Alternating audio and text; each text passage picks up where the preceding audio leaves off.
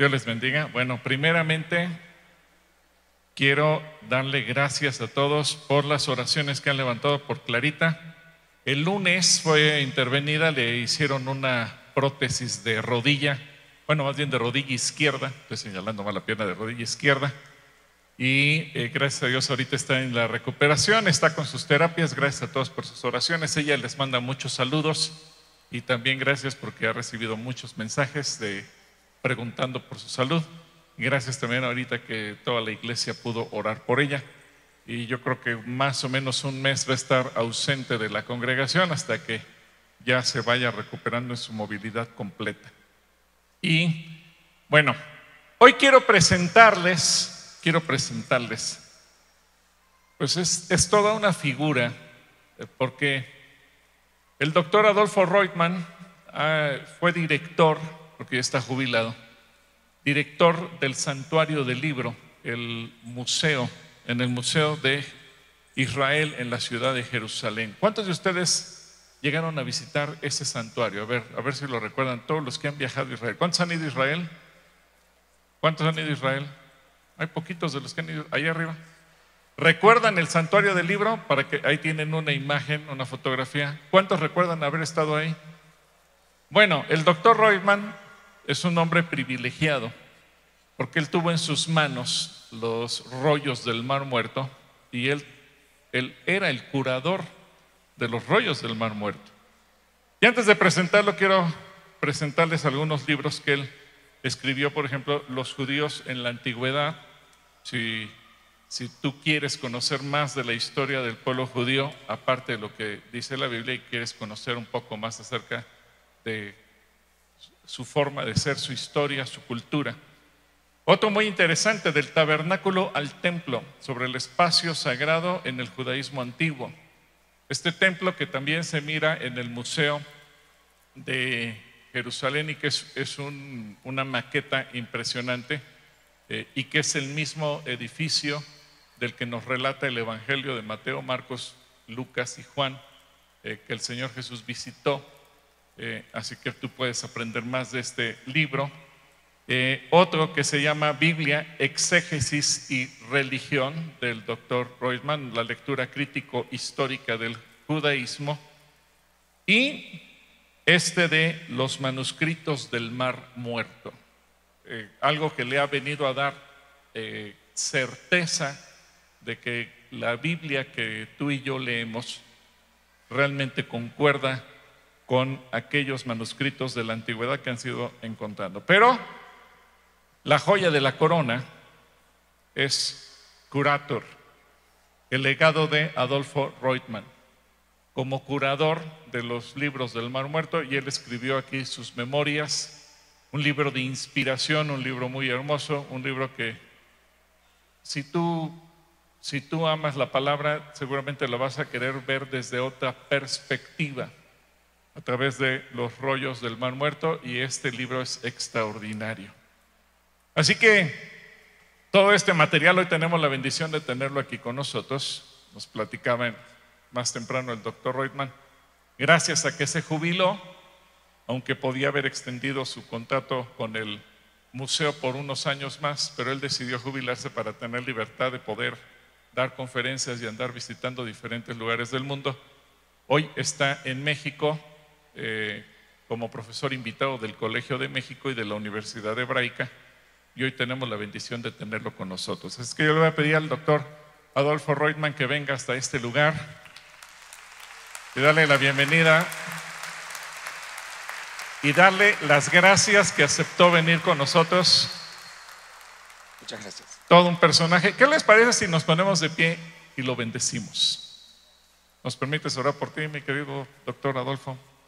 Padre, gracias por la vida de Adolfo Reutemann, este varón que ha tenido el privilegio de revisar los manuscritos, de estudiar tanto en torno al templo, en torno a la persona de Jesús, en torno a la historia de tu palabra, del pueblo de Israel, del pueblo elegido. Y nosotros, Dios, hoy lo bendecimos su vida, su familia, sus generaciones. Gracias por la labor que hizo en Israel durante tantos años como director de este museo.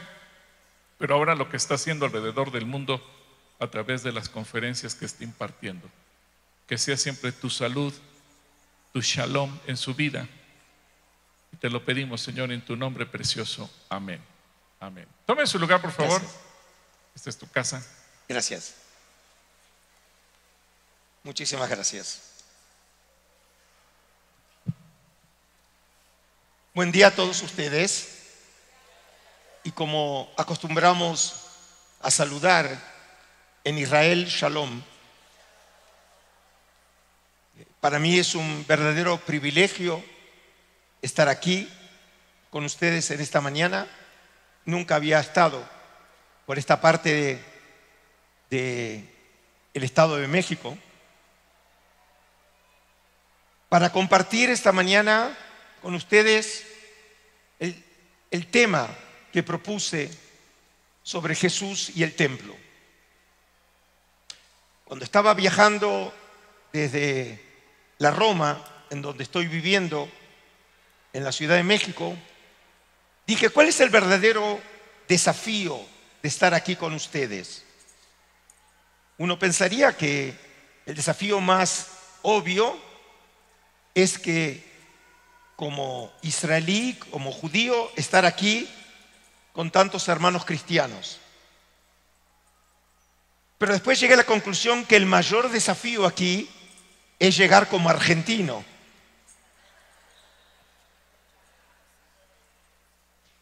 Pero por lo menos no me tocó dar esta presentación en la época de la Copa del Mundo.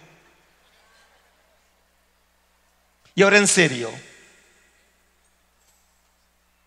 Esta mañana quiero compartir con ustedes algunas de mis ideas, algunas intuiciones de mis investigaciones sobre precisamente uno de los libros que presentaron de mi autoría, del tabernáculo al templo.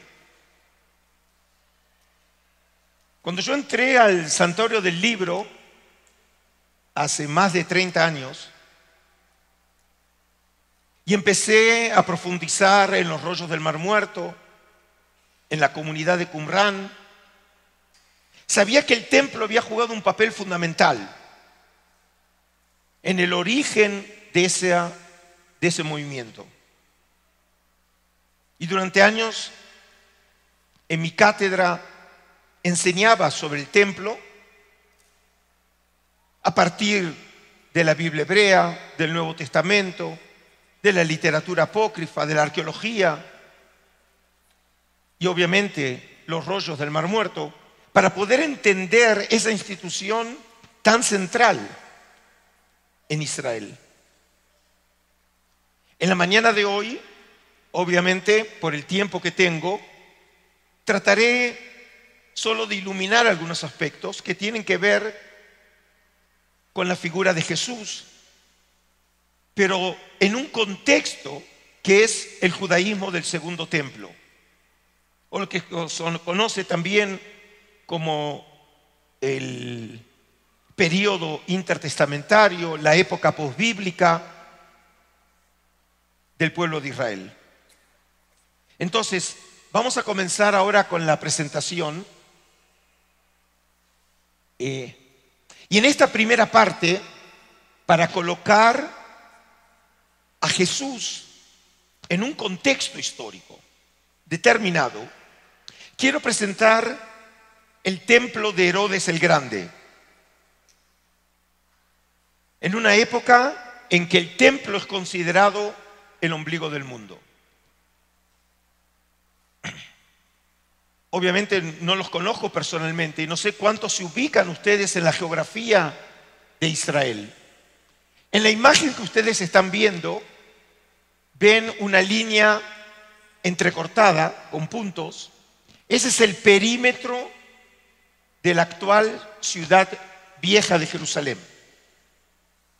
Y lo que ven dibujado es cómo era Jerusalén en la época de Jesús. La ciudad de Jerusalén obviamente es muy famosa, una de las ciudades centrales en la historia de la humanidad. Pero en cuanto a su tamaño, es un poco más pequeña que Ciudad de México. En la época del Segundo Templo, la ciudad fue creciendo con el tiempo y llega a su máximo desarrollo en esta época. Precisamente en la época de Herodes el Grande, de Jesús, de los romanos, la ciudad llegó a tener unos 1.800 hectáreas, con una población algo así como entre 60.000 y 100.000 personas de manera regular, y se triplicaba el número de personas en la época de las peregrinaciones, de las altas fiestas. Obviamente para ustedes este número es un poco menos que el Estadio Azteca, pero para esos años eran una de las ciudades más importantes del Oriente. Por favor, la próxima imagen. Antes, el pastor Gilberto habló del modelo. Se refería a este modelo, conocido como el modelo Holy Land de Jerusalén. Ese nombre se debe a que había un hotel en los años 60 en Jerusalén llamado Holy Land. Y en la época en que Jerusalén Oriental estaba controlada por Jordania como resultado de la Guerra de la Independencia, hasta la Guerra de los 6 días, en junio de 1967, en ese hotel el dueño, Hans Kroch, quería mostrarle a los turistas en Jerusalén cómo había sido Jerusalén en la época de Jesús. Y entonces le pidió a un gran profesor de la Universidad Hebrea de Jerusalén, Mijael Aviona, que le construya un modelo de la ciudad de Jerusalén. Este modelo es el más grande de una ciudad en el mundo. Ustedes están viendo la ciudad de Jerusalén desde el sur. Y se ve, por ejemplo, a la derecha el valle del Cedrón, a la izquierda el valle de Gei Ben Hinnom, y muestra cómo la ciudad de Jerusalén se desarrolló en esos años. Cómo era hace 2000 años atrás, por favor.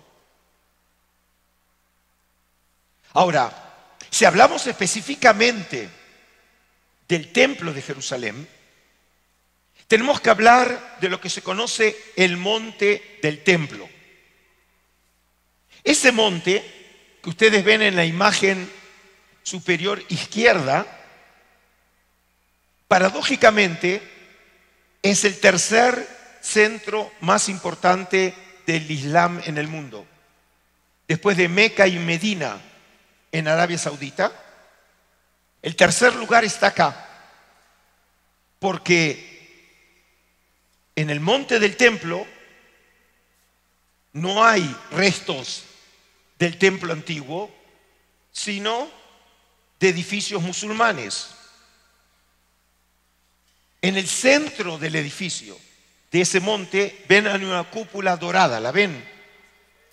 Es llamado el Domo de la Roca.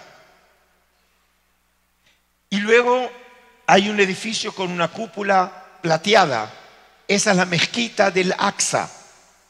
Seguramente oyeron el término el Aqsa, de la intifada del Aqsa, cuando los árabes se levantan contra Israel en la revuelta para defender, según ellos afirmaban, esa mezquita. Como dije, es el lugar sagrado para el Islam.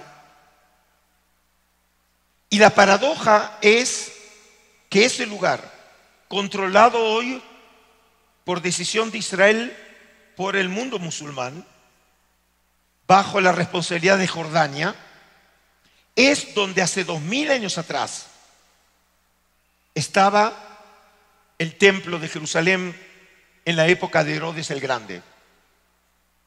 Y quiero comenzar diciendo lo siguiente: no tenemos ningún resto arqueológico del templo mismo, que estaba ubicado aproximadamente donde está la cúpula dorada, el Domo de la Roca. Y como pueden imaginar, por la situación política y geopolítica, es uno de los lugares más sensibles políticamente y religiosamente hablando en el mundo. no hay ninguna posibilidad de llevar a cabo excavaciones arqueológicas. Y no tenemos restos del templo. Lo que sí tenemos son restos de la estructura que rodeaba el templo.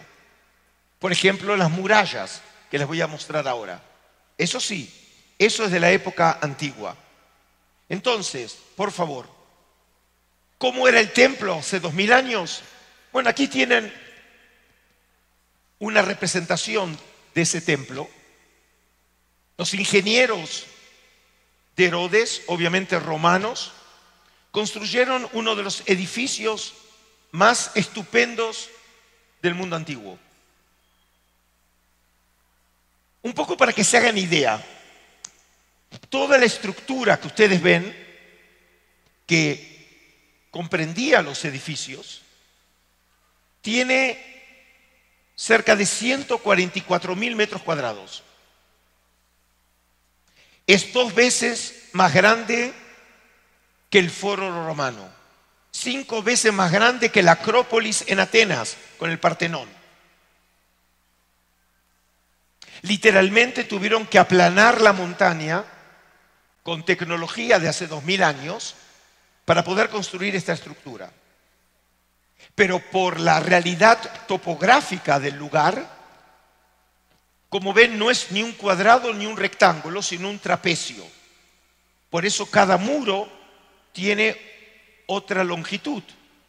Por ejemplo, el muro norte tiene 315 metros, el muro oriental 460, el sureño tiene 280 y el más famoso de todos y el más extenso es el muro occidental con 488 metros. Esos muros tenían por misión sostener la estructura. Se cree que el muro originalmente tenía 25 metros de altura, una altura muy alta, muy grande. Era un edificio muy impresionante, a los efectos de sostener al edificio. Pero como dije, el templo mismo no nos ha quedado.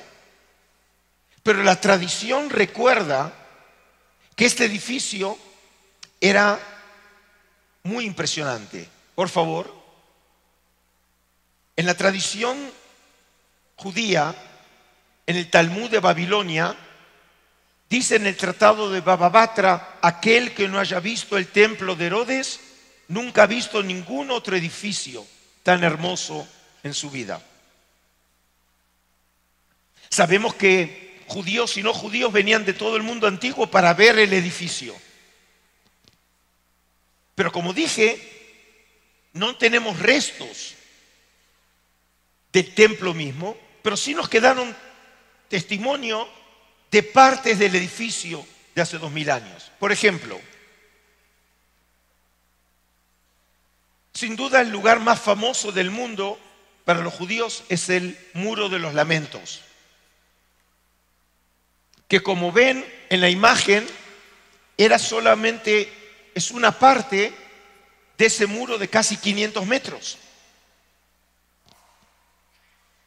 El muro hoy, que es el lugar más sagrado del pueblo judío en el mundo, y que seguramente vieron imágenes cuando el Papa Juan Pablo II, cuando el Papa Benedicto XVI, el Papa Francisco llegaron a Israel, fueron ahí y pusieron un papelito, porque es la práctica tradicional que la gente le pide cosas a Dios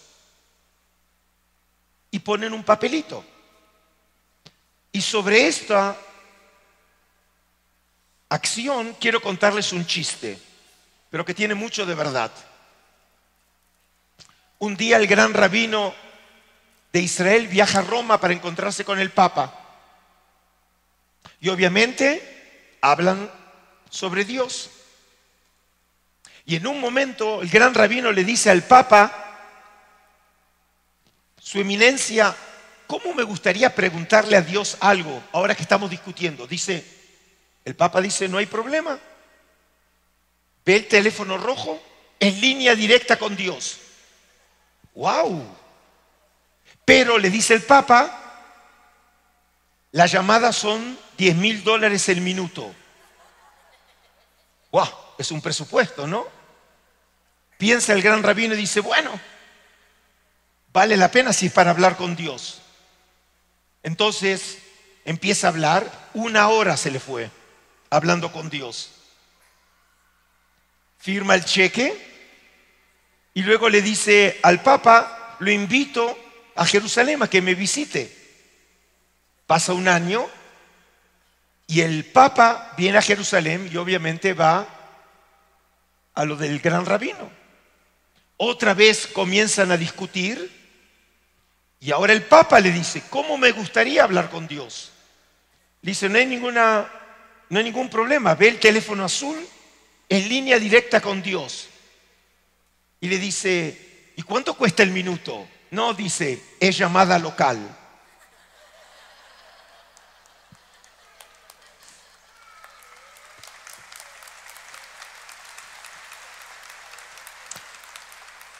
Porque ciertamente Jerusalén es la ciudad de Dios. Y por eso, obviamente, donde estaba el templo de Jerusalén, era la casa de Dios según la tradición. No todo el muro que se ve hoy es el muro de la época herodiana.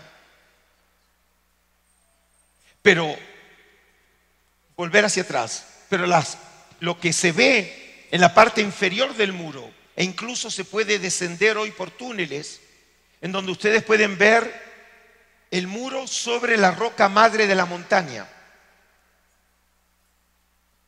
Nos permite apreciar la enorme capacidad que tuvieron los ingenieros y los artistas para construir este templo. ¿Qué más tenemos de la arqueología antigua? Por ejemplo, por favor, la próxima imagen.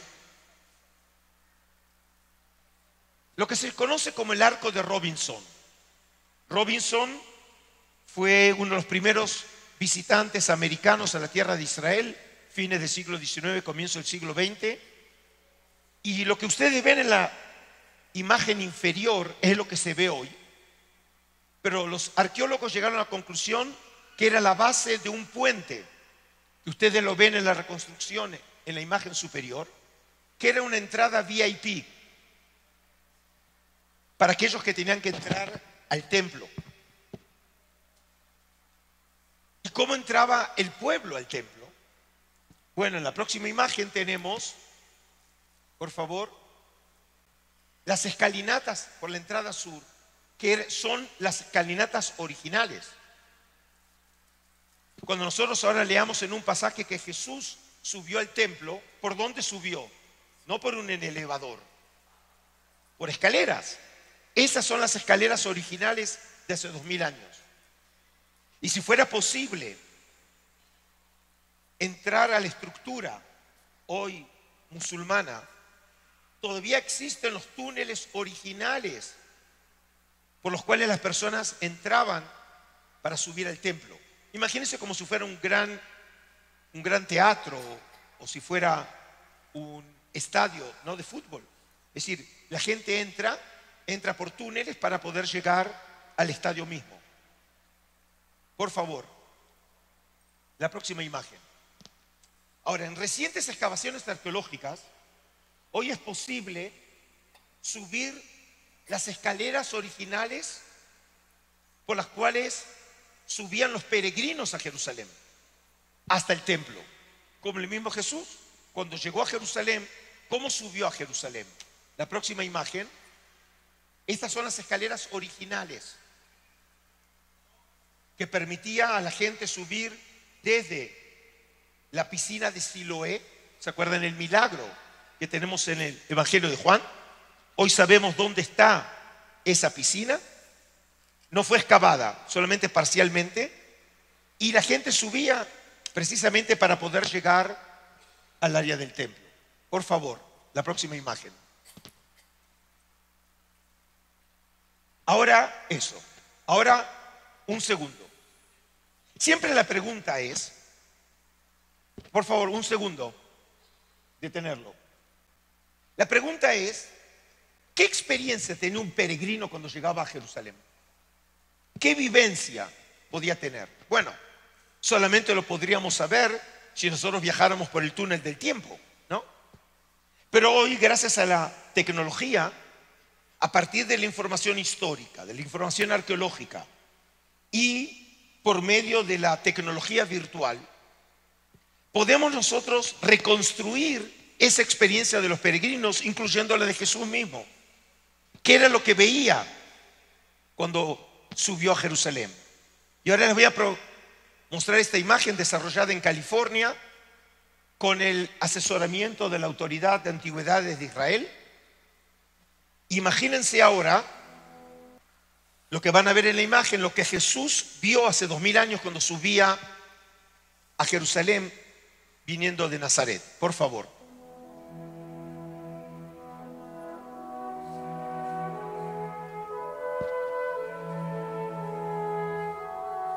¿Se acuerdan que les mostré las escaleras? Ahí están las escaleras. Lentamente empieza la persona a subir y frente a sus ojos, ¿qué ve? Un edificio monumental.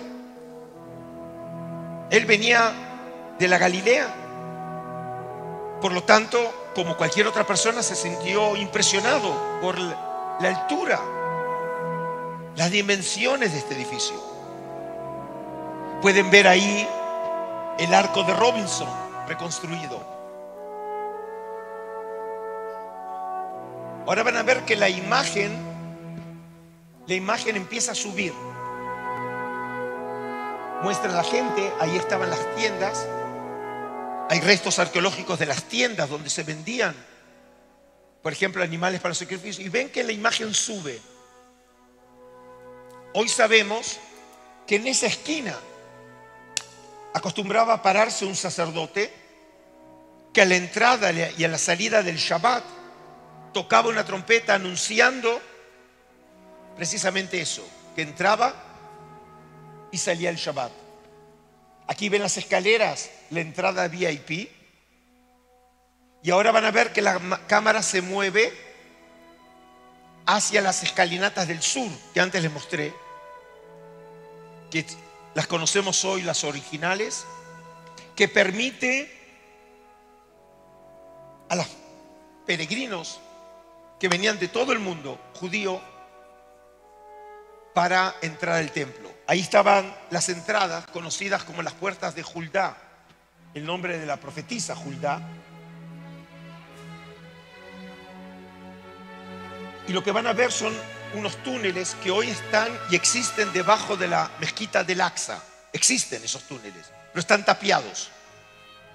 Pero cuando uno entra por esos túneles, le permite llegar al área del templo y específicamente al atrio de los gentiles, porque también no judíos podían subir al área del templo, no podían entrar al templo mismo.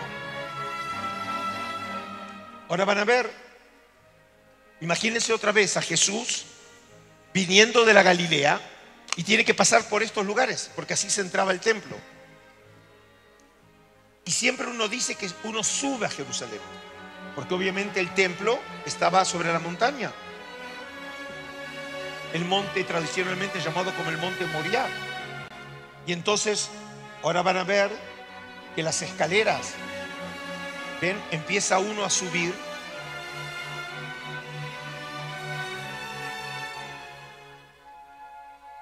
Y mientras tanto, obviamente, la tensión religiosa aumenta, porque se está acercando a la casa de Yahvé. Y cuando llega a un inmenso patio llamado el atrio de los gentiles y veía frente a sus ojos al edificio. Y obviamente lo que ve también es el humo de los sacrificios que se llevaban a cabo en el templo. Y la gran pregunta era: ¿cómo era vivida esta experiencia por aquellos visitantes? ¿Cómo veían a Jerusalén y el templo? Una fuente que nos llegó del mundo antiguo, por favor, la próxima imagen.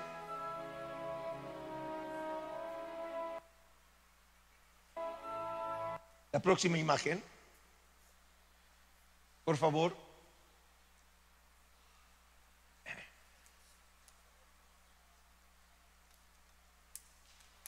es una fuente rabínica. No, la próxima, ahí está. Este es lo que se llama un midrash, que es un género literario de los judíos, que dice así: como el ombligo está ubicado en el centro del cuerpo humano, así la tierra de Israel está situada en el centro del mundo. Como está dicho, que habita en el tabur de la tierra. Es una cita del libro de Ezequiel. La tierra de Israel está en el centro del mundo. Jerusalén está en el centro de la tierra de Israel. Y el templo está en el centro de Jerusalén. Y el santuario está en el centro del templo. Y el arca está en el centro del santuario. Y la roca fundacional está frente al arca, porque a partir de ella fue creado el mundo. ¿A qué roca alude este texto? La próxima imagen. La roca que se encuentra en el domo de la roca. Hay una roca. La tradición judía dice que esa fue la roca en donde el patriarca Abraham tuvo intención de sacrificar a su hijo Isaac. La historia de Génesis 22. Los musulmanes dicen que a partir de esa roca subió al cielo Mahoma. Pero esa es la roca. Y fíjense la idea que tenían los judíos de entender Jerusalén y el templo como el centro del universo. ¿Y cómo sabemos que los judíos tienen razón? Por favor, la próxima imagen. La foto nunca miente. ¿Ven? La imagen es que es el ombligo del mundo, es el centro del mundo. Y así realmente lo veían los judíos hace 2000 años atrás. Los peregrinos que llegaban de todo el mundo en las peregrinaciones venían a ese ombligo del mundo, que era el templo. Y en este contexto, entonces, arquitectónico, religioso, quiero colocar específicamente la figura de Jesús. Por favor. Ahora, es interesante que cuando los evangelios hablan de los comienzos de Jesús, el único que hace referencia a una relación ya desde el comienzo mismo de Jesús con el templo es el evangelio de Lucas. Solo Lucas tiene dos historias que son únicas en el evangelio y no tenemos paralelo. La primera de ellas, por favor, es en Lucas capítulo 2, que dice así: cuando se cumplieron los días de la purificación de ellos, según la ley de Moisés, se refiere luego que María tuvo a Jesús, llevaron a Jesús a Jerusalén para presentarle al Señor, como está escrito en la ley del Señor. Todo varón primogénito será consagrado al Señor, y para ofrecer en sacrificio un par de tórtolas o 2 pichones, conforme a lo que se dice en la ley del Señor. Es decir, la ley de Moisés establecía que para agradecer a Dios después de un nacimiento había que ofrecer sacrificio. Y aquí entonces traen a Jesús, recién nacido, para presentarlo ante Dios en el templo. Así comienza el evangelio, presentando precisamente una relación ya desde el inicio de Jesús con el templo. Y luego, el propio evangelista hace un pequeño salto en el tiempo y nos cuenta una historia que otra vez no tiene paralelo en los evangelios, ni en los evangelios sinópticos, Marcos, Mateo, o en Juan. Y la historia es cuando ya Jesús ahora tiene 12 años. Sus padres iban todos los años a Jerusalén a la fiesta de la Pascua, obviamente como parte de la peregrinación de los judíos. Cuando tuvo 12 años, subieron ellos como de costumbre a la fiesta, y al volverse, pasados los días, el niño Jesús se quedó en Jerusalén sin saberlo sus padres. ¿Cuántas veces les debe haber pasado que se les perdieron los chicos, no? Que los están buscando en el mall o en la playa. Pero creyendo que estaría en la caravana, hicieron un día de camino y le buscaban entre los parientes y conocidos. Pero al no encontrarle, se volvieron a Jerusalén en su busca. No podían mandarle un WhatsApp, ¿sí?, para preguntar dónde estaba. Y entonces sucedió que al cabo de 3 días le encontraron en el templo sentado en medio de los maestros, escuchándoles y preguntándoles. Todos los que lo oían estaban estupefactos por su inteligencia y su respuesta. Bueno, ¿qué se puede esperar? Es el hijo de una madre judía, así que siempre el hijo por lo menos es un premio Nobel, ¿no? Jesús aquí es presentado como un gran sabio, incluso cuando era niño. Cuando le vieron quedaron sorprendidos y su madre le dijo: hijo, ¿por qué nos has hecho esto? Mira, tu padre y yo angustiados te andábamos buscando. Y él les dijo: ¿y por qué me buscabais? ¿No sabías que yo debía estar en la casa de mi padre? Pero ellos no comprendieron la respuesta que les dio. Es interesante. Lucas es el primero que nos comenta, y como dije, es única en las tradiciones, que ya hay una conexión entre el templo y Jesús al comienzo de su vida. Y por eso nos sorprende que al final de su vida también vuelva a jugar un papel el templo. Es decir, la manera en que los evangelios, y específicamente Lucas, presenta a Jesús es que hay un vínculo especial de Jesús con el templo, porque es la casa de su padre, según el evangelio. Y entonces ahora pasemos a un texto que tiene un papel fundamental para poder entender los acontecimientos que van a afectar a Jesús y que finalmente lo va a llevar a la muerte. Es por esto. Después que llegaron a Jerusalén, estamos hablando en la presentación de los sinópticos, que lo presentan volviendo a Jerusalén, en realidad para morir. Entró Jesús en el templo y comenzó a expulsar a los que allí estaban vendiendo y comprando. Volcó las mesas de los que cambiaban dinero y los puestos de los que vendían palomas, y no permitía que nadie atravesara el templo llevando objetos.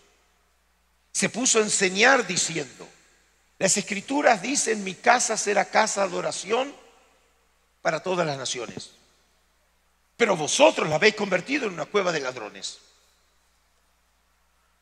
Es una escena que ha merecido una enorme atención por los estudiosos.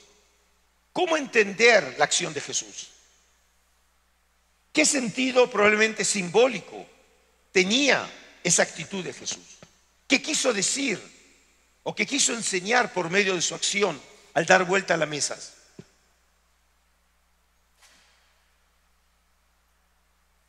Pero para poder entender el texto,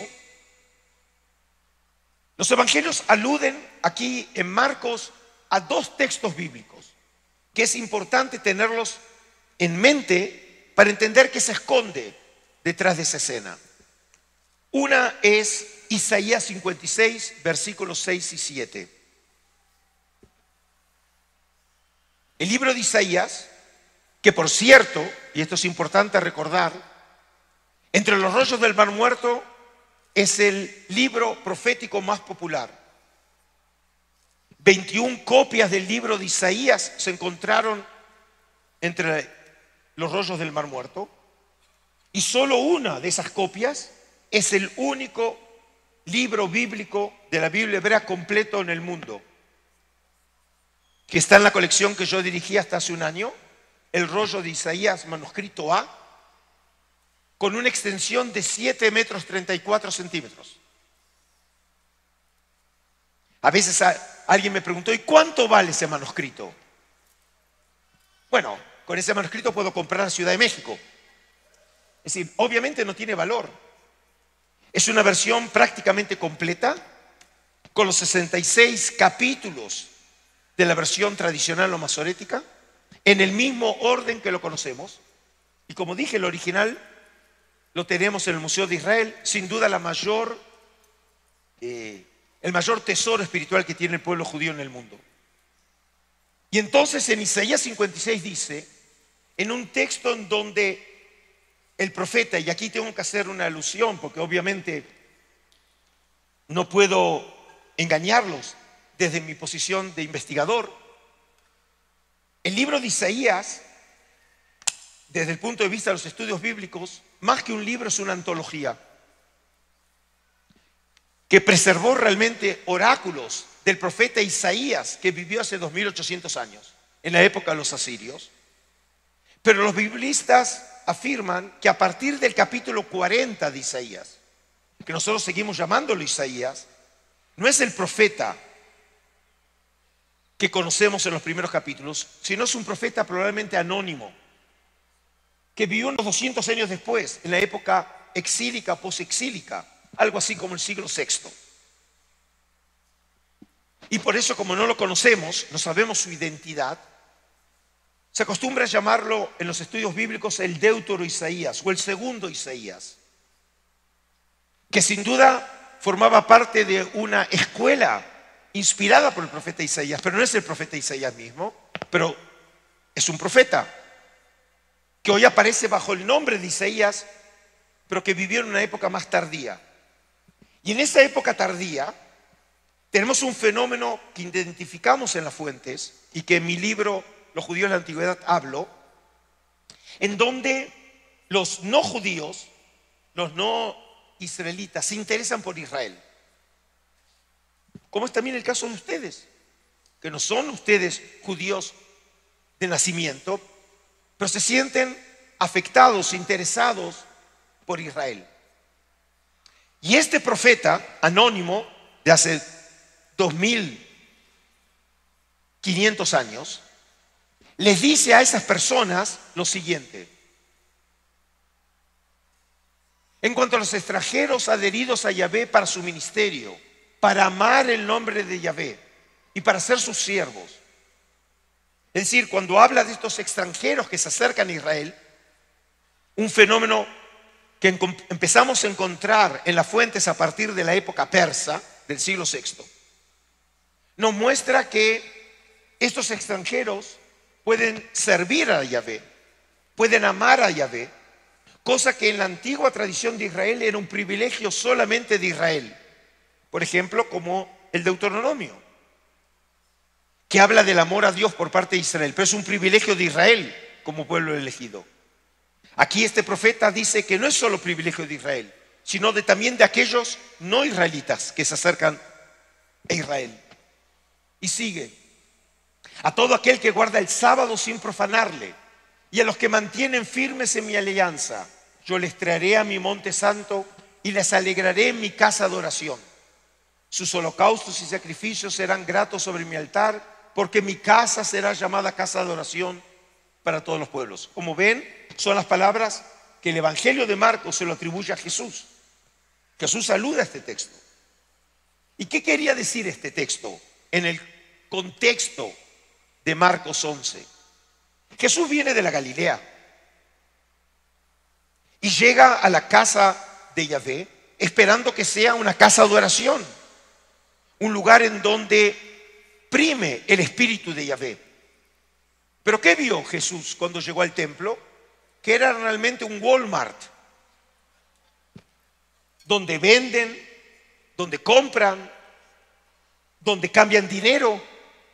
Y entonces, frente a lo que él esperaba que fuera la casa de oración, Jesús siente una gran decepción. Y entonces, en las palabras de Marcos, alude a otro texto, por favor, en Jeremías 7. En cueva de bandoleros se ha convertido a vuestros ojos esta casa que se llama por mi nombre. Es decir, Jeremías usó esa expresión. Ahora es interesante que Jesús, según el Evangelio, haya recurrido a Jeremías 7. Porque ese capítulo es un capítulo en donde el profeta Jeremías critica a Israel y le advierte a Israel que no es garantía el templo de Jerusalén, que Dios, en un caso extremo, puede incluso castigar a Israel y destruir el templo.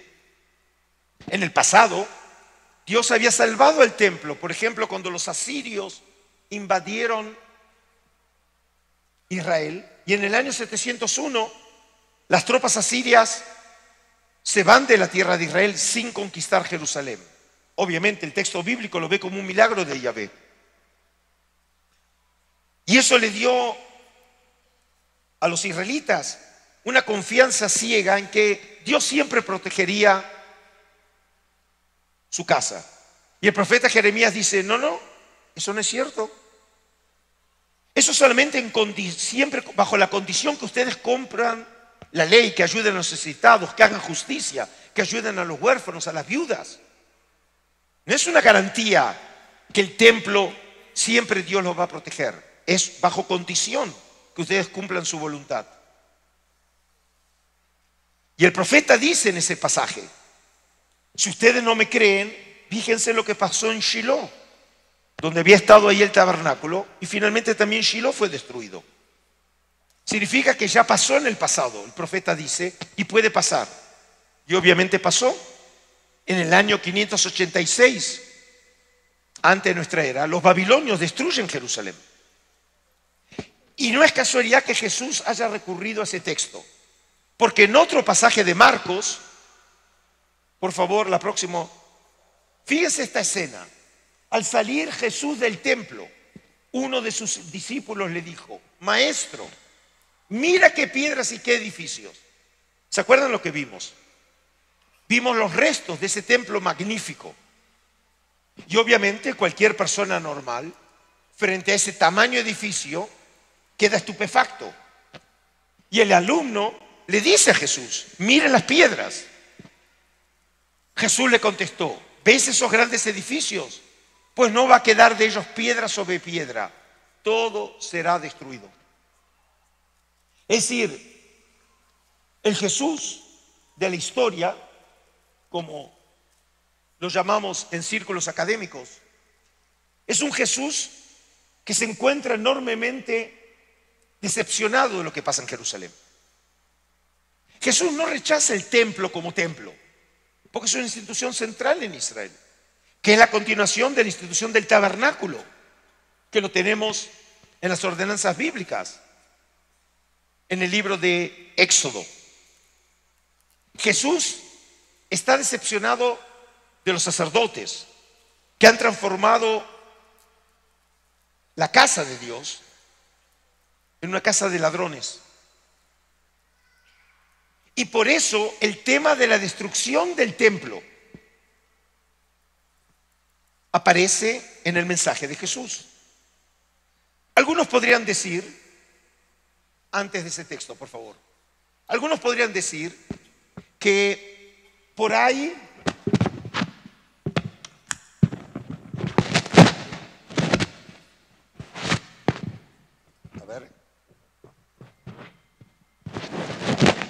como ven, es difícil esto de usar micrófono a lo Madonna, ¿sí? Algunos podrían decir que por ahí esas palabras en donde Jesús habla de la futura destrucción del templo fue agregado por alguien, por un escriba cristiano, después que el templo fue destruido, como probando que realmente Jesús había dicho palabras proféticas. Pero yo soy de la humilde opinión, junto con otros, que probablemente el Jesús de la historia, antes de que el templo se destruyera, él ya había hablado de la destrucción del templo. ¿Y cómo lo sabemos? Porque, por ejemplo, en el próximo texto que les quiero mostrar, es la escena cuando Jesús fue aprehendido en el huerto de Getsemaní y fue traído a la casa del sumo sacerdote antes de ser entregado a Poncio Pilato, el gobernador de Roma. Y entonces el texto dice así: condujeron entonces a Jesús ante el sumo sacerdote y se juntaron todos los jefes de los sacerdotes, los ancianos y los maestros de la ley. Pedro, que le había seguido de lejos hasta el interior del patio de la casa del sumo sacerdote, se quedó sentado con los guardias del templo, calentándose junto al fuego. Los jefes de los sacerdotes y toda la Junta Suprema andaban buscando alguna prueba para condenar a muerte a Jesús, pero no la encontraban. Porque aunque muchos presentaban falsos testimonios contra él, se contradecían unos a otros. Algunos se levantaron y le acusaron falsamente diciendo: nosotros le hemos oído decir, yo voy a destruir este templo construido por los hombres. La expresión en griego, porque obviamente el texto es en griego, dice hecho de mano, y en 3 días levantaré otro no construido por los hombres, es decir, hecho sin mano. Ahora,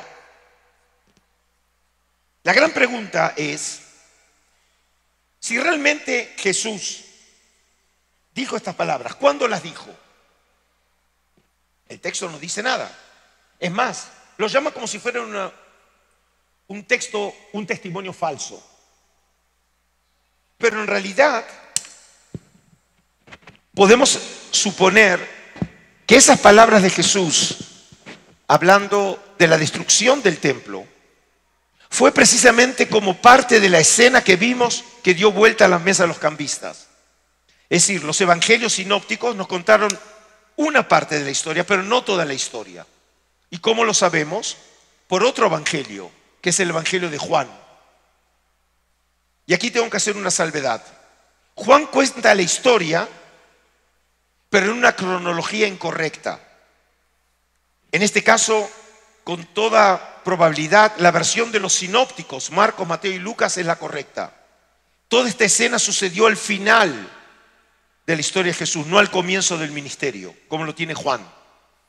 Pero el relato mismo de la historia probablemente en Juan sea la versión más correcta. Y dice así: se acercaba la Pascua a los judíos y Jesús subió a Jerusalén. Y encontró en el templo a los vendedores de bueyes, ovejas y palomas y a los cambistas en su puesto. Como ven, es la historia que antes vimos. Haciendo un látigo con cuerdas echó a todos fuera del templo, con las ovejas y los bueyes. Desparramó el dinero de los cambistas y les volcó las mesas. Y dijo a los que vendían palomas: quitad esto de aquí, no hagáis de la casa de mi padre una casa de mercado. Y el texto continúa. Los judíos entonces le replicaron diciéndole: ¿qué señal nos muestras para obrar así? Jesús le respondió: destruid este santuario y en 3 días lo levantaré.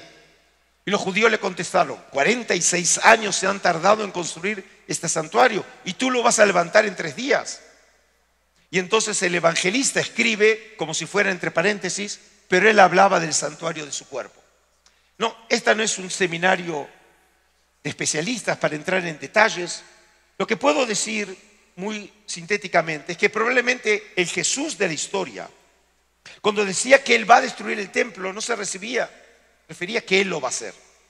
Él en realidad se presenta como un profeta del final de los tiempos, y como todo profeta habla en nombre de Yahvé. Y aunque el profeta hable en primera persona, no es él el que lo va a hacer, obviamente va a ser Yahvé. Y cuando dijo 3 días, en los textos bíblicos, 3 días significa que muy rápido va a suceder eso, pero obviamente el evangelista ya lo interpreta desde una perspectiva cristológica. No es que el templo va a ser reconstruido, es él que va a resucitar, como la tradición dice que resucitó el 3er día.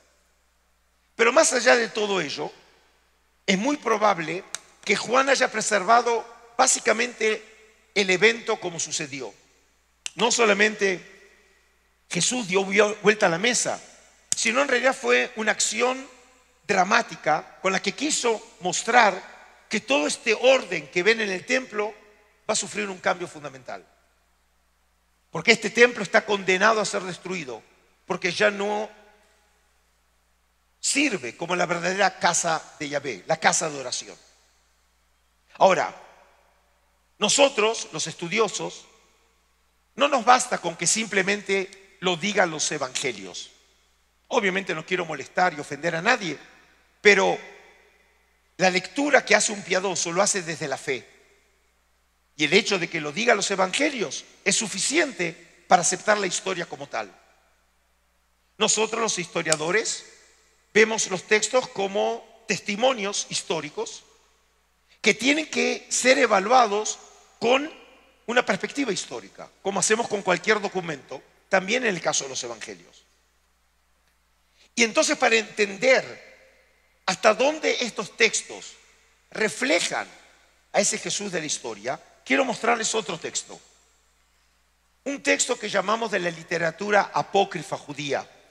Este obviamente no es el lugar para grandes explicaciones, y menos a esta hora, a las 2:15 del mediodía, ¿sí? Cuando ya el estómago empieza a hacernos sentir, ¿no? Pero quiero leerles un texto de uno de los libros muy importantes de esos años, que se llama el libro de Enoc, que lo conocemos en versión completa en etíope clásico. Es un libro sagrado para la iglesia de Etiopía, y hoy sabemos que ese libro en sus distintas secciones fueron escritas en arameo, y tenemos testimonios de esa obra entre los rollos del Mar Muerto, en donde en el capítulo 90, en la edición en etíope, hay una visión de lo que va a suceder en el final de los tiempos. Y fíjense lo que el texto dice. Me levanté. La persona que está hablando en primera persona es el vidente que cuenta su visión, para ver hasta que él enrolló la vieja casa. Él aquí es Dios. Es decir, tomó la casa, en este caso sería el templo, y la enrolló. Sacaron todas las columnas, vigas y ornamentos de la casa enrollados junto con ella y los sacaron y echaron en un lugar al sur de la tierra. Es decir, que el templo fue ahora desarmado. Y vi que trajo el dueño de las ovejas. El dueño de las ovejas obviamente es Yahvé. Una casa nueva, más grande y alta que la primera, y la puso en el lugar de la que había sido recogida. Todas sus columnas y ornamentos eran nuevos y mayores que los de la antigua que había quitado. Y el dueño de las ovejas estaba dentro. Es decir, las palabras de Jesús sobre la inmediata posibilidad de la destrucción del templo era parte de un tema que otros piadosos en el judaísmo de esos años, que estaban también decepcionados del templo y que eran críticos del templo, veían frente a sus ojos que esto no va más, que el templo va a ser destruido. Y por lo tanto, cuando leemos la figura de Jesús y sus palabras del Evangelio a la luz de otros textos que nos llegaron de la época, entendemos ahora que Jesús formaba parte de ese grupo de piadosos que veían que el final del templo estaba cerca. Y ahora entonces, para terminar, no podía ser de otra manera, dado que me presentaron como curador de los rollos del Mar Muerto, que por lo menos terminara con uno de los rollos. Entre 1947 y 1956, en 11 cuevas próximas a ese lugar llamado Qumran, en el desierto de Judea, a unos 40 kilómetros al este de Jerusalén, se encontraron en 11 cuevas aproximadamente 25.000 fragmentos de manuscritos. 25.000. Que cuando fueron reconstruidos por los estudiosos en la década del 50 del siglo pasado y comienzo del 60, el resultado es que tenemos en nuestras manos 1.000 documentos de hace 2.000 años atrás. No se preocupe, no voy a hablar de los 1.000 documentos ahora. Pero en la cueva número 11, por favor, que como ven, junto con la 3, es la de más al norte, es la última de las cuevas, que se fue hallada por los beduinos en 1956, y ahí los arqueólogos encontraron, por favor, en la cueva número 11, ahí tienen la entrada, este documento, llamado hoy, conocido en la literatura como el rollo del templo. Es el manuscrito más extenso que se halló en Qumran. Tiene más de 8 metros y probablemente originalmente habría tenido como 9 metros. Escrito en hebreo, en la época herodiana, probablemente el original fue más antiguo, pero tenemos la copia de la época de Herodes. Tenemos 2 copias de ese. Este manuscrito es conocido como el 11Q19 y tenemos el 11Q20.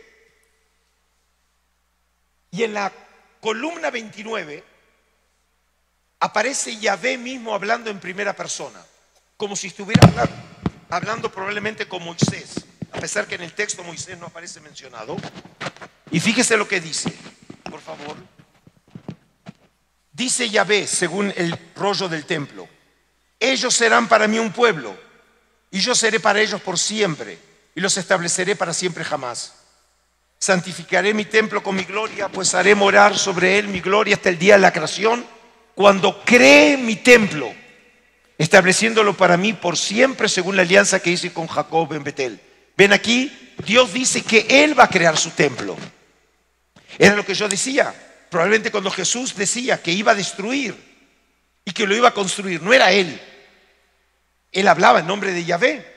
Por lo tanto, Yahvé es el que lo va a destruir, como lo vimos en el libro de Enoc, y es el que lo va a reconstruir. Y entonces podemos entender que, como lo argumenté en un congreso, el testimonio de Marcos es el único que nos menciona que habla de un templo construido por manos de hombres y otro que no va a ser construido por manos de hombre. Y yo argumenté que probablemente sea un eco de las palabras verdaderas que dijo Jesús. Porque el templo construido con manos de hombres era el templo de Herodes, por los hombres. Y el templo que habría de ser construido en su lugar es un templo construido por Dios y por lo tanto no son manos de hombre. Para concluir entonces, lo que quise en la mañana de hoy, y espero no haberlos aburrido demasiado, es que cuando nosotros leemos los evangelios desde la historia, la información que nos dan los evangelios nos permite enriquecer el conocimiento tanto para aquellos que como judíos nos interesa la historia antigua, como para los cristianos, para ver a Jesús en su mundo natural, que es el judaísmo del siglo I. Y por lo tanto, sea por medio de la arqueología, sea por medio de la literatura de los rollos del Mar Muerto, sea por los libros apócrifos, nos permite recuperar la riqueza de la información que aparece en los evangelios. Que desde ese punto de vista para el creyente refuerza la fe en una figura que fue verdadera, no una ficción. No es una construcción literaria. A pesar de que eso no significa que todas las historias que se cuentan sobre Jesús sucedieron en la historia. Pero de todas maneras nos muestra que Jesús vivió en una realidad concreta, que es Judea del siglo I. Y ahora para terminar, cuando hablamos del judaísmo intertestamentario, que como dije en uno de mis libros, es esa época de los judíos en la antigüedad que traté en el libro, es una época en donde todavía no existe cristianos y todavía no existe judaísmo rabínico, porque eso va a suceder al final de esa época, como resultado de todos los procesos que afectaron a Israel en esos años. Nace el judaísmo histórico rabínico, y yo soy hijo de ese judaísmo, y nace el cristianismo, que nació como un movimiento dentro del pueblo de Israel, y luego se separó, transformándose en una iglesia universal. Y obviamente durante 2000 años fueron muy grandes las diferencias entre judíos y cristianos. Los judíos fueron perseguidos, masacrados, sus libros fueron quemados, e incluso los judíos mismos fueron quemados. Llegando obviamente al final de este proceso con la mayor tragedia del pueblo de Israel, el Holocausto, en el siglo XX. Y lamentablemente hoy en día vemos un recrudecer en el mundo, y especialmente en Europa, del antisemitismo, que sin duda y en última instancia tiene sus raíces más antiguas en ese antisemitismo de la iglesia. Pero no todo es desesperanza, porque también estamos celebrando el 60 aniversario, casi 60 aniversario, de Nostra Aetate, cuando en el Vaticano II, por primera vez, el Vaticano reconoció que el pueblo de Israel no es un pueblo deicida y reconoció los orígenes comunes, las raíces entre el cristianismo y el judaísmo. Y yo creo que lo que ha sucedido hoy, aquí, en Ciudad de México, con el hecho mismo de que yo me encuentre frente a ustedes, como argentino, como israelí, como judío, que vivo hace 45 años en Israel, pero obviamente no dejé de ser latinoamericano. Y pude traerles ahora desde Jerusalén ese mensaje de los rollos del Mar Muerto, que no son solamente del pueblo de Israel, no son solamente del Museo de Israel, son también de ustedes, porque forma parte del patrimonio espiritual de la humanidad. Y el hecho que yo esté aquí, frente a ustedes, en este domingo en Ciudad de México, es la prueba más evidente que los judíos y cristianos son hermanos. Muchísimas gracias.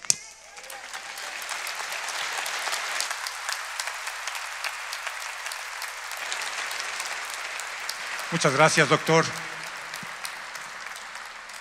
Agradecemos al doctor Reutemann de esta enseñanza, gran enseñanza, el tiempo que compartió con nosotros.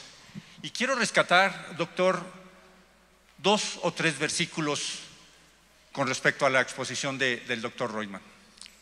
El primer versículo que quiero rescatar está en Mateo 24, del 1 al 3. Si me ayudan, por favor, a ponerlo en pantalla.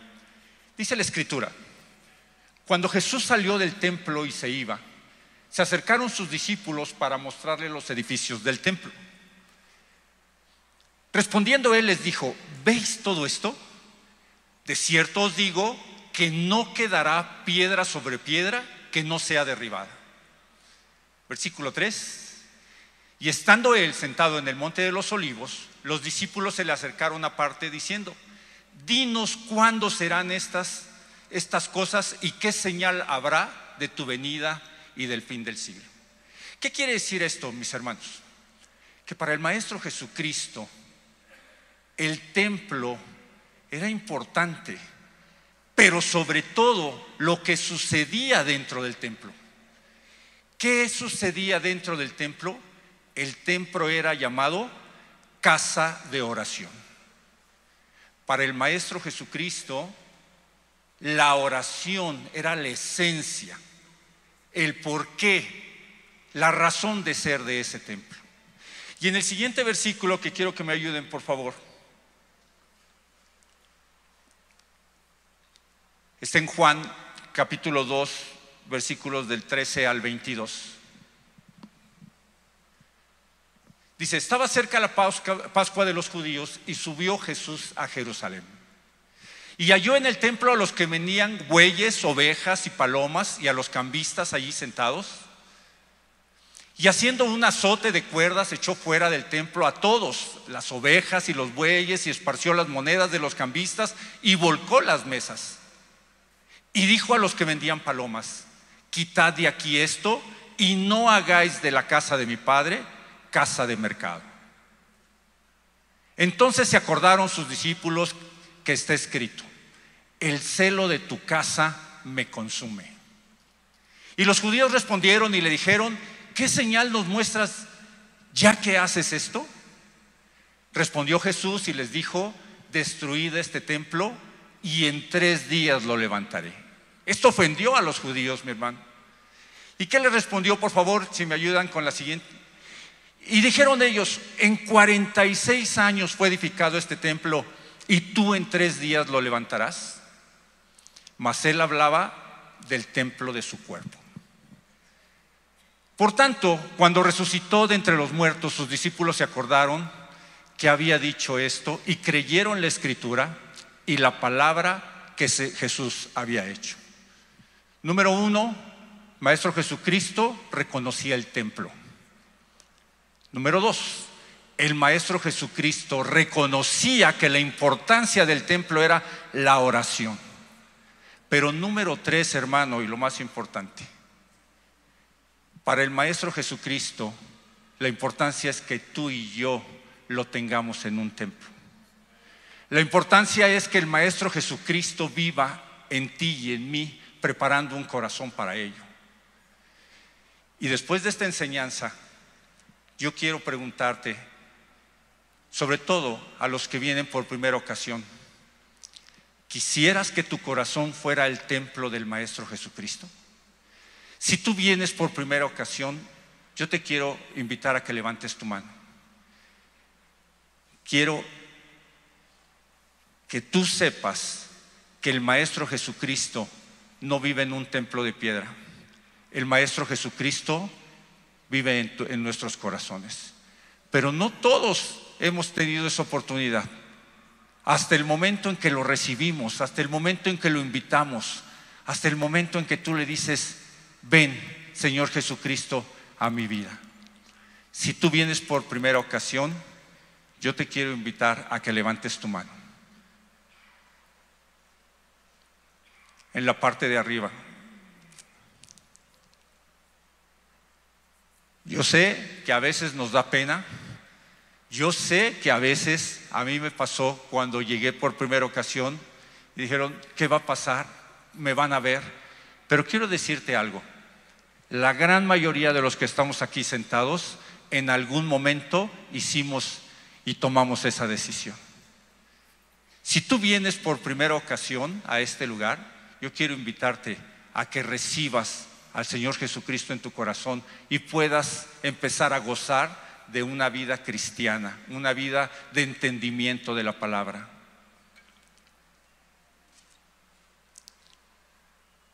No veo las manos que vi al principio de esta reunión. Voy a darte unos segundos para que tú tomes la decisión más importante de tu vida: aceptar al Señor Jesucristo como tu Señor y Salvador y empezar a entender la vida cristiana, no desde lejos, no mirando un templo, sino viviéndola y gozándola en tu propia vida. Si hay una persona en la parte de arriba, levanta tu mano por favor para verte. Ponte de pie, por favor. Ponte de pie. ¿Sabes? El Señor te ama. El Señor te ama. Y el Señor preparó toda esta reunión para que tú estuvieras aquí. Te voy a invitar a que tomes tus cosas y pases aquí al frente, por favor. Toma tus cosas y pasa aquí al frente. Aquí te esperamos. ¿Alguien más que quiera tomar esta decisión? Por favor, toma tus cosas y pasa aquí al frente.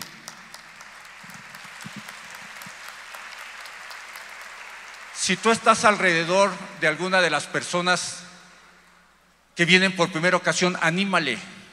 Recuerda cuando tú llegaste por primera ocasión, te sentías un poco desubicado, quizá tenías pena, pero fue la mejor decisión que tomaste en tu vida, ¿no es así?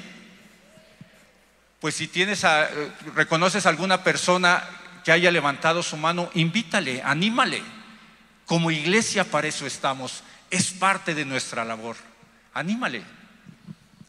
Vamos a dar unos segundos para que las personas vengan aquí al frente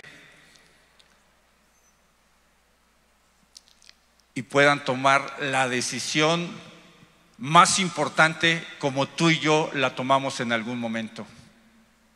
Vamos a esperar unos segundos para que pasen. Mientras tanto, tú puedes apoyar desde tu lugar, puedes estar orando por ellos, puedes estarle preguntando: Señor, ¿y yo qué labor me toca hacer cuando ellos reciban al Señor? ¿Seré yo quien los vaya a discipular? ¿Seré yo quien los vaya a aconsejar? ¿Seré quien los invite a casa para compartir de las Escrituras? No veo las personas que levantaron su mano.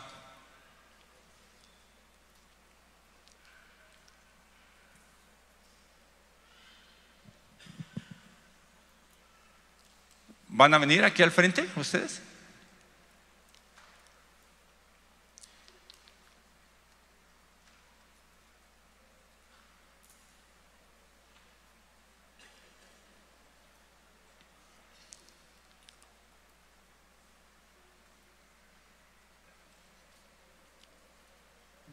Muy bien, pásale por favor. Pásale aquí, bienvenido. ¿Cuál es tu nombre? Gerardo, mucho gusto. Gerardo, permíteme unos segundos nada más para ver si alguien más viene. Es curioso cómo cuando nos hacen una invitación para darnos un regalo, bajamos corriendo. Y hoy, que es el regalo más preciado para nuestra vida, tenemos que estar esperando unos segundos. Bienvenidos, ¿cuál es su nombre? Selena, ¿qué tal? Selene. Hola, Dora. ¿Qué tal, Carlos? Ana. Bueno, vamos a invitar a las personas que quieran también entregarle su vida al Señor. Pero mientras tanto, ustedes que están aquí, quiero comentarles algo. En nuestra vida cometemos errores. En nuestra vida cometemos algunas injusticias. Y todo eso la Biblia nos dice que se llaman pecados. Y todos hemos sido pecadores. Pero hoy tenemos la oportunidad de arrepentirnos y de entregarle nuestra vida al Señor Jesucristo. Lo pueden hacer con sus propias palabras o lo pueden hacer siguiendo mis palabras. Lo importante es que lo hagan de forma audible, ¿sí? Que se escuche, ¿sí? Olvídense de todo lo que está allá atrás. Y yo les pido que en este momento reflexionen sobre cómo ha sido su vida. ¿Les ha gustado lo que han hecho? ¿Nos hemos equivocado? Claro, ¿verdad? Yo les voy a invitar a que inclinen su rostro y que repitan conmigo estas palabras o usen sus propias palabras. Señor Jesús, el día de hoy me presento delante de ti, reconociendo que he pecado, que he faltado a tu palabra, que te he desobedecido. Y reconozco que eso no ha traído cosas buenas a mi vida. Pero el día de hoy quiero arrepentirme. Quiero dejar todo aquello que me ha hecho mal a mi vida. Y quiero reconocerte como mi Señor y mi Salvador. Entra a mi corazón. Te invito a mi corazón. Quiero preparar una casa para ti,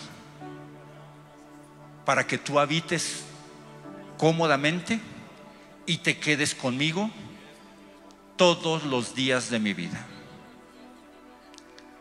En el nombre de Jesús, amén. Iglesia, ¿me quieres acompañar a orar por ellos? Ponte de pie y dirige tus manos. Y no solo oremos. ¿A qué nos vamos a comprometer?